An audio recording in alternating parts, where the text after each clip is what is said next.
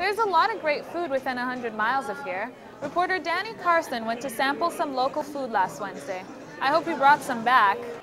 The 100-mile diet dinner brought people in from all over Fredericton. The purpose of the dinner is to promote food which is produced within 100 miles of the city. Leah Ansis, a member of the New Brunswick Conservation Council, stresses the importance of buying food locally. It's important to eat locally for quite a few reasons. The first being it reduces the travel, in turn reducing greenhouse gas emissions that warm the planet. The second, it basically keeps our dollars here in New Brunswick, and it supports your local farmers. For this dinner, all the products are from the New Brunswick area. For example, all the dairy products came from Northumberland Dairies. Northumberland only uses New Brunswick milk. The vegetables were grown locally in Majorville. The beef was produced by Yerxa Farms.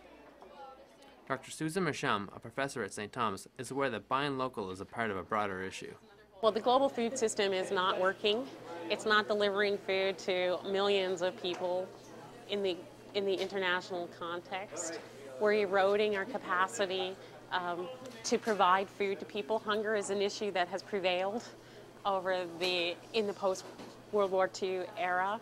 So even though we have more and more economic growth and economic development, it hasn't delivered food to the populations of not just in developing countries, but also in the Canadian context and in North America. There are a lot of hungry people. Masham praises the Fredericton Farmers Market as it provides a venue for local food and other products. However, it only operates on weekend mornings. Dr. Masham recognizes the challenges in buying food locally. She believes the challenge is especially hard for students. The majority of the items available in the cafeteria are produced from out of province. I'm Danny Carson, Student Journalism, Fredericton. Michael Jackson might be dead, but his legend lives on in a new movie. This Is It, directed by close friend Kenny Ortega, features over 100 hours of rehearsal footage.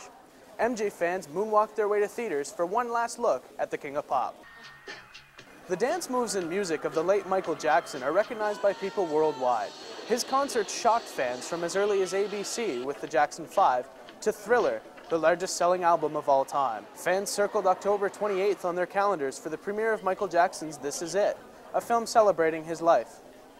Tickets are selling fast, as the movie is only in theaters for 2 weeks. Fans gathered at the theater an hour early to get the best seats in the house. While waiting, one fan broke out his best MJ moves. The reason why I like Michael Jackson is because it's not just the music, but it's also his life and what he's done for the world as this year.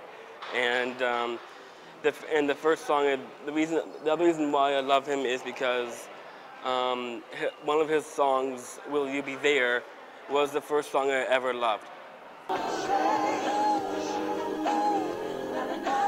Let's offer love, L-O-V-E. It's been 1 year since the sudden and tragic death of St. Thomas University professor John McIndy. Last Friday, a memorial service was held to remember his work. And I asked the question, what would John call us to do?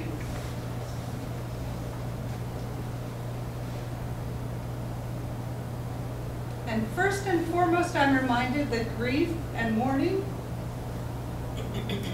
are very individual, and they're really very necessary, and everyone's experiences and process and journey through that grief is different. Friends and family, former students, and former colleagues gathered to share their memories of John McIndy. One former student joined in via internet to tell her experience knowing McIndy. They also took time to share information on many continuing social action projects that McIndy partook in. Things like Friday's meeting and social networking have served as common places for people to pay their respects and come together in furthering the work he was so passionate about.